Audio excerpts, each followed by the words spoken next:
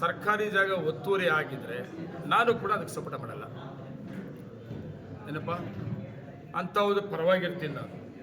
ಅದು ರಿಪೋರ್ಟ್ ನಾನು ಕೇಳಿದ್ದೀನಿ, ಏನು ಕ್ಲಿಯರ್ ರಿಪೋರ್ಟ್ ಕೊಡಿ ಅಂತೇಳಿ ಇವರು ಪ್ರೆಸ್ ಮೀಟ್ಗಳು ಮಾಡಿದ ಮೇಲೆ ಏನಪ್ಪ ನಾನು ಕೇಳಿದ್ದೀನಿ. ಇದು ನಾನು ಮಾಲೂರು ತಾಲೂಕಲ್ಲೇ ಹುಟ್ಟಿದ್ದೀನಿ, ಟೇಕಲ್ಲೂರು ಹುಟ್ಟಿದ್ದೀನಿ, ಕೆಂಪಸಂದ್ರ ನಮ್ಮ ಅಕ್ಕನ ಕೊಟ್ಟಿದ್ದೀನಿ. 40 ವರ್ಷದಿಂದ ನನಗೆ ಸಂಬಂಧ ಇದೆ. ಅದು ಪಕ್ಕದಲ್ಲೇ ಇದೆ. ಎಲ್ಲಿ ಕೆಂಪಸಂದ್ರದಲ್ಲೇ ಇರೋದು ಅಗಲಕೋಟೆ, ನಮ್ಮ ಬಾರ್ಡ್ರ್ ಕೆಂಪಸಂದ್ರ. ಇದ್ರ ಕಡೆ ಇದ್ದರು, ಏನೋ ಮಾಡ್ಕೊಂಡಿದ್ರು. ಮತ್ತು ಊರಿನವರು ಕೂಡ ಮೊನ್ನೆ ನಾನು ತಕ್ರಾಲ್ ನನ್ನ ಹತ್ರ ಬಂದಿದ್ರು. ನಾನು ನಮ್ಮ ತಹಸೀಲ್ದಾರ್ಗೆ ಹೇಳಿದೆ, ನಾನು ನೋಡಿ ಅಮ್ಮ ಅದು ರಿಪೋರ್ಟ್ ಕರೆಕ್ಟ್ ಏನು ಅಂತ ನೋಡಿ ಅಂತ ನಾನು ಕೂಡ ಹೇಳಿದ್ದೆ. ಈಗ ಅವರೇನೋ 50 ಎಕರೆ ಶಾಲೆಗೆ ಬರ್ಕೊಟ್ಬಿಟ್ಟಿದ್ದಾರೆ ಅಂತೇಳಿ ಹೇಳ್ತದ್ದು ನನಗೆ ಗೊತ್ತಿರಲಿಲ್ಲ. ನಾನು ಈಗಾಗಲೇ ತಹಸೀಲ್ದಾರ್ಗೆ ಕರೆಕ್ಟ್ ಅದು ನನಗೆ ರಿಪೋರ್ಟ್ ಕೊಡಬೇಕಮ್ಮ, ಆ ಥರ ಏನಾನ ಆಗಿದೆಯಾ, ಆಗಿದ್ದರೆ ಓಕೆ, ಅದು ನನಗೆ ಗೊತ್ತಿಲ್ಲದೆ ಮಾತಾಡೋದು ಬೇಡ. ಆ ರಿಪೋರ್ಟ್ ನಾನು ತಹಸೀಲ್ದಾರ್ಗೆ ಕೇಳಿದ್ದೀನಿ.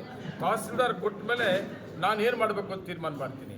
ಅದು ಬಲೆ ಚೆನ್ನಾಗಿತ್ತು. ಏನಂತ ಅದನ್ನು ಶಾಸಕರು ಉಳಿಸಿದರೆ ನಾನು 2-3 ತಿಂಗಳಲ್ಲಿ ಗ್ರಾಂಟ್ಸ್ ಕೊಟ್ಬಿಟ್ಟು, ನೀನೇನು ಗ್ರಾಂಟ್ಸ್ ಕೊಡೋದು ಬೇಡ, ನಿಮಗೆ ಕೇಂದ್ರ ಸರ್ಕಾರದಿಂದ ಕೊಡೋಕ್ಕೂ ಆಗಲ್ಲ.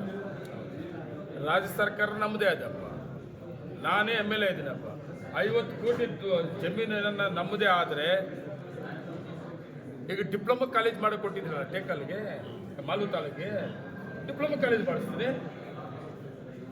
ಇಲ್ಲಾಂದರೆ ಮುರಾಜಿ ಒಂದು ಶಾಲೆ ಒಂದು ಹಾಕ್ಸ್ತೀನಿ. ಅದರಲ್ಲಿ ಅದು ಏನು ಮಾಡಬೇಕು ಅಂತ ನಾನು ತೀರ್ಮಾನ ಮಾಡ್ತೀನಿ. ನನಗೆ ಗೊತ್ತಿದೆ ಅದು ಮಾಲೂರು ತಾಲೂಕಲ್ಲಿ ಎಂತೆಂಥ ಪ್ರಾಜೆಕ್ಟ್ ಬರ್ತದೆ. ಈಗ ಹಾಸ್ಪಿಟ್ಲಿಗೆ 10 ಎಕರೆ ಜಮೀನು ಯಾರೋ ಗುರ್ತಿಡ್ತಿದ್ರ ಏನಪ್ಪ. ಆಮೇಲೆ ಕೆಸಗಿರೋದು 25 ಕೋಟಿಯಲ್ಲಿ ವೆಂಕಟೇಶ್ ಅಯ್ಯಂಗಾರ್ ವಸತಿ ಶಾಲೆ ಮಾಡ್ತಾರೆ, ಗುರ್ತಿಡ್ತಿದ್ರ. ಟೇಕಲ್ಲಲ್ಲಿ 8 ಎಕರೆಗೆ ಐಟೆಕಲ್ಲಿ 5 ಕೋಟಿಯಲ್ಲಿ ಉದ್ಘಾಟನೆ ಮಾಡ್ತಾರೆ, ಅದು ಗುರ್ತಿಡ್ತಿದ್ರ. ಈಗ ವಸತಿ ಕಾರ್ಮಿಕ ಇಲಾಖೆಯಿಂದ 45 ಕೋಟಿ ರೂಪಾಯಿ ಮತ್ತೆ ಅದಕ್ಕೆ 8 ಎಕರೆ ಜಮೀನು ಕೊಟ್ಟು ಈಗಾಗಲೇ ಅದು ಪ್ರಾರಂಭ ಮಾಡ್ತಾ ಇದ್ದೀನಿ. ಏನಪ್ಪ ಈಗ ನಾನು ನಗರಸಭೆಗೆ ಜಮೀನು ಬೇಕು, ಇಲ್ಲಿ ಯಾಕಪ್ಪ ಬ್ರಿಡ್ಜ್ ಕೆಳಗಡೆ ಇಲ್ಲಿವರೆಗೂ ಎಷ್ಟು ಜನ MLAಗಳಾಗಿದ್ರು. ಮಾಲೂರಲ್ಲಿ ಸರ್ಕಾರಿ ಜಮೀನು, ಅದು 100 ಕೋಟಿ ಬೆಲೆ ಮಾಡೋಂಥ ಜಮೀನು, ಬ್ರಿಡ್ಜ್ ರೈಲ್ವೆ ಬ್ರಿಡ್ಜ್ ಕೆಳಗಡೆ ಯಾರು ಗುರ್ತಿಡಿದ್ರಿ, ಯಾರು ಗುರ್ತಿಡ್ದವ್ರು ಯಾರು ಏನಪ್ಪ. ಆ ಜಾಗ ಇವತ್ತು ಕೋಟ್ಯಾಂತರ ರೂಪಾಯಿ ಆಸ್ತಿ ಗುರ್ತಿದ್ದೀನಿ. ಪುರಸಭೆ ಜಮೀನೆಲ್ಲ ಖಾತೆ ಮಾಡ್ಕೊಂಬಿಟ್ಟು ಅದು ಗುರ್ತಿಡ್ತಿದ್ದೀನಿ. ಆಮೇಲೆ ಪುರಸಭೆ ಲಿಮಿಟಲ್ಲಿ ಸರ್ಕಾರಿ ಸರ್ವೆ ನಂಬರ್ಗಳನ್ನ ಮುಲಾಜಿದ್ರೆ ಅದನ್ನ ತಾಬೇಕು, ಸರ್ಕಾರ ವರ್ಷ ತಗೋಬೇಕು ಅಂತೇಳಿ ಈಗಾಗಲೇ ತೀರ್ಮಾನ ತಗೊಂಡಿದ್ದೀನಿ. ರೆಡಿ ಇದ್ದೀನಿ, ಸ್ವಾಗತ ಬಯಸ್ತೀನಿ. ಅವ್ರು ಹೇಳಿರೋದಕ್ಕೆ ನಾನು ಸರ್ಕಾರದ ಸರ್ವೆ ನಂಬರ್ ಆಗಿರ್ಬೋದು, ಸರ್ಕಾರದ ಆಸ್ತಿ ಆಗಿರ್ಬೋದು, ಅದೆಲ್ಲ ಉಳಿಸೋದಕ್ಕೆ ಅವ್ರು ಏನು ಹೇಳಿದ್ದಾರೆ ಅದಕ್ಕೆ ನಾನು ಸ್ವಾಗತ ಬಯಸ್ತೀನಿ. ಸಹಕಾರ ಕೊಡಿ. ಯಾಕೆ ಇನ್ನೇನು ಬೇಕಾ? 90 ಆಗಿದೆ, ಇದುವರೆಗೂ ಸಿಗಲಿಲ್ಲ. ಮತ್ತು ಉಡಿ ಕುಮಾರನವರಲ್ಲಿ ಕಾಂಪೌಂಡ್ ಹಾಕಿ ನೋಡಿ, ನಾನು ಯಾರ ಹೆಸರು ಪ್ರಸ್ತಾಪ ಮಾಡೋಕ್ಕೆ ಹೋಗಲ್ಲ. ಅದು ಮಾಡೋಕ್ಕೆ ಹೋದ್ರೆ ಬೇರೆ ಥರ ಆಗ್ತದೆ. ಒಂದು ವಿಡಿಯೋ ನೋಡಿದೆ ನಾನು, ಸುಧಾಕರ್ ಅವರು ಕೋಲಾರ ಬಂದು ಪ್ರೆಸ್ ಮೀಟ್ ಮಾಡೋಂಥದ್ದು ಏನಿಲ್ಲ. ಮಾಲೂರು ಕೋಲಾರ ಜಿಲ್ಲೆಯಲ್ಲಿ ಬೇಕಾದಷ್ಟು ನಾಯಕರಿದ್ದಲ್ಲ. ನಮ್ಮ MP ಇದ್ದಲ್ಲ, ಎಕ್ಸ್ ಎಮ್ ಎಲ್ ಎ ಅವರಲ್ವ ಇವರೇ, ಮಾಲೂರು ತಾಲೂಕರ XMLA ಏನಪ್ಪ. ಆಮೇಲೆ ಇನ್ನೂ ಬೇಕಾದಷ್ಟು ಜನ ಆಯಿತು. ಚಿಕ್ಕಬಳ್ಳಾಪುರದಿಂದ ಕರ್ಕೊಂಬಂದು ಪ್ರೆಸ್ ಮೀಟ್ ಮಾಡಿಸೋಂಥದ್ದು. ನಾವು ಸ್ಥಳೀಕರಪ್ಪ, ಅರ್ಜಿ ಕೊಡ್ರಿ, ರೇಟಿಂಗಲ್ಲಿ ಕೊಡಿ, ತನಿಖೆ ಮಾಡಿಸ್ತೀವಿ ನಾವು. ಸರ್ಕಾರ ನಮ್ಮದೇ ಇದೆ ಅಲ್ಲಪ್ಪ. ಇವರೆಲ್ಲ ಹೆಂಗಂದ್ರೆ ಈ ರಿಯಲ್ ಎಸ್ಟೇಟ್ ದಂಧೆ ಇದು. ನಾನು ವಿಡಿಯೋ ನೋಡಿದ ಮೇಲೆ ನನಗೆ ಅನಿಸ್ತದೆ ಕಾಂಪಿಟೇಷನ್ ರಿಯಲ್ ಎಸ್ಟೇಟ್.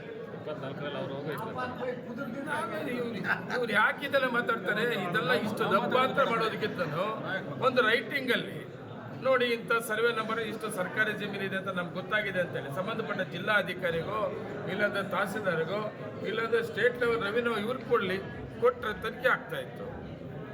ಏನಕ್ಕೆ ಈ ಟೈಮಲ್ಲಿ? ಹೌದಪ್ಪ, ನಂಜೇಗೌಡರು ಒಂದು ಕ್ಯಾಂಡಿಡೇಟು ಕಾಂಗ್ರೆಸ್ಸಲ್ಲಿ, ರಾಮೇಗೌಡರು JDS ಕ್ಯಾಂಡಿಡೇಟು, ಮಂಜುನಾಥ್ ಗೌಡರು BJP ಕ್ಯಾಂಡಿಡೇಟು, ಉಡಿ ವಿಜಯ್ ಕುಮಾರ್ ಇಂಡಿಪೆಂಡೆಂಟ್ ಕ್ಯಾಂಡಿಡೇಟು. ರಾಮೇಗೌಡ ವಿರುದ್ಧ ನಾನೆಲ್ಲ ಮಾತಾಡೋದು ನೋಡಿದ್ದೀರಾ? ಉಡಿ ವಿಜಯ್ ವಿರುದ್ಧ ನಾನೇನು ಮಾತಾಡೋದು ನೋಡಿದ್ದೀರಾ? ಮಂಜುನಾಥ್ ಗೌಡ ಮಾತಾಡಿದ್ರೆ ನಾನು ಮಾತಾಡಿದ್ದೆ ಅಷ್ಟೇ, ಇಲ್ಲ ಅದು ಮಾತಾಡಕ್ಕೆ ಹೋಗ್ತಾ ಇಲ್ಲ. ಆಯ್ತಪ್ಪ, ಯಾರು ಯಾವ ಪಾರ್ಟಿನಾಗ ಇರಲಿ ಬಿಡ್ರಿ, ಯಾರು ಯಾವ ಪಾರ್ಟಿನ ಇಟ್ಬಿಡ್ತೇನೋ ಅವ್ರ ಮೇಲೆ ನಾವು ದ್ವೇಷ ಮಾಡಿಬಿಟ್ಟು ತೊಂದರೆ ಕೊಟ್ಬಿಟ್ಟು ದಿಗ್ಲಿಕ್ಸ್ಬಿಟ್ಟು ಭಯ ಇಡ್ಸ್ಬಿಟ್ಟು ಓಡಿಸ್ಬಿಡ್ಬೇಕು ಅಂದರೆ ಈ ಕಾಲದಲ್ಲಿ ಭಯ ಬೀಳೋರು ಯಾರೂ ಇಲ್ಲ. ಎಂತೆಂಥ ದೊಡ್ಡ ದೊಡ್ಡ ಕೇಸ್ಗಳಿರೋರೇ ಭಯ ಬೀಳಲಿಲ್ಲ. ಇದಿಲ್ಲ ಹನುಮಂತ ರೆಡ್ಡಣ್ಣ, ಎಂತ ದೊಡ್ಡ ದೊಡ್ಡ ಕೇಸ್ಗಳಿದ್ದವ್ರೆ ಭಯ ಬೀಳು, ಜೈಲಿಗೆ ಹೋಗ್ಬಿಡ್ತೀರಿ, ಸುಮ್ಮನೆ ಬಿಡಲ್ಲ, ಪ್ರಧಾನಮಂತ್ರಿಗೆ ಲೆಟ್ರ್ ಬರೆದ್ಬಿಡ್ತೀವಿ, ಮತ್ತೆ ಅದೇನೋ ಮಾಡಿಸ್ಬಿಡ್ತೀವಿ. ಇದೆಲ್ಲ ಯಾಕ್ರಿ ಬೇಡಪ್ಪ. ನಾನು ಅಷ್ಟೇ ಭಯ ಇಡಿಸ್ಬಾರ್ದ್ರಿ. ಕಾನೂನು ಪ್ರಕಾರ ಸಂವಿಧಾನದಲ್ಲಿ ಏನು ಅವಕಾಶ ಇದೆ ಬಳಸ್ಕೊಡೋಣ. ಅವ್ರ ತಲೆ ಮೇಲೆ ಅವ್ರ ಮಣ್ಣ ಹಾಕೊಂಡ್ರು, ಅವ್ರು ಮಾತಾಡಿದ್ರು, ಅವ್ರು ಹಿಂಗೆ ಮಾಡಿದ್ರು, ಅದೆಲ್ಲ ಜನ ಅಕ್ಸೆಪ್ಟ್ ಮಾಡಲ್ಲ. ಇತ್ತಪ್ಪ ನಂದು ಏನಿದೆ ರೈಟಿಂಗಲ್ಲಿ ಕೊಡ್ರಿ, ಆಯಿತು ನಂದು ಇತ್ತು ಅಂತೇಳಿ ರೈಟಿಂಗಲ್ಲಿ ಕೊಟ್ರಿ, ತನಿಖೆಗಳಾಯಿತು, ಫೇಸ್ ಮಾಡ್ತಾ ಇದೀವಲ್ಲ, ನೀವೇ ಮಾಡಿದ್ರಲ್ಲ, ನಿಮ್ಮ ಮೇಲೆ ಏನು ಮಾಡಿದ್ವಾ? ಇಂಥವು 100 ನನ್ನ ಹತ್ರ. ಯಾರು ಇವರು? ನಾನು ಡಿಸೈಡ್ ಮಾಡಿದ್ದೀನಿ. ನಾನು ಅವ್ರು ಯಾವಾರ ಅವ್ರಿದು ಇಲ್ಲಿಗಲ್ಲಿದ್ರೆ ಯಾವತ್ತೂ ಯಾರೂ ತಪ್ಪಿಸ್ಕೊಳಕ್ಕಾಗಲ್ಲ, ನಾನು ತಪ್ಪಿಸ್ಕೊಳಕ್ಕಾಗಲ್ಲ. ನಾನು ಯಾಕ್ರಿ ಮಾತಾಡಬೇಕು? ಮಾತಾಡಕ್ಕೆ ಹೋದ್ರೆ ವೈಯಕ್ತಿಕ ಮಾತಾಡ್ತಾ, ನೋಡಪ್ಪ ಇವನು MLA ಆಗ್ಬಿಟ್ಟವನೇ, ಅವ್ರ ಪಾಪ ಸೋತೋಗವ್ರೆ, ಅಂಥವ್ರ ಮೇಲೆ ವೈಯಕ್ತಿಕವಾಗಿ ತೊಂದರೆ ಕೊಡೋದಕ್ಕೆ, ಬೆದರಿಸೋಕ್ಕೆ, ಭಯ ಇಡ್ಸೋಕ್ಕೆ ಇದೆಲ್ಲ ಮಾತಾಡ್ತಾವನೆ ಅನ್ಕೊಂಡ್ಬಿಡ್ತಾರೆ ಅಂತೇಳ್ಬಿಟ್ಟು ನಾನು ಯಾರಿರುತ್ತೋ ಅವ್ರ್ಯಾರು ಯಾವಾಗ ಮಾಲೂರು ತಾಲೂಕಲ್ಲಿ ಯಾರ್ಯಾರ್ದು ಯಾವಾಗಲಿದ್ದು ಗೊತ್ತಿಲ್ಲ ನನಗೆ. ಏನಪ್ಪ ಎಲ್ಲಾರ್ದು? ಅರೆ ನಂದು ಅದಪ್ಪ, ನಾನು ಉದ್ಯಮಿ, ನಾನು ವ್ಯವಹಾರಸ್ಥ, ಏನಪ್ಪ ಅಂತೇಳ್ಬಿಟ್ಟು ಮಾಡಬಾರ್ದಲ್ಲ ಮಾಡಿದ್ರೆ ಬಿಡ್ತಾರ? ಕಾನೂನು ಬಿಡ್ತದ? ಕಾನೂನಿಗೆ ಯಾರು ದೊಡ್ಡವರಲ್ಲ.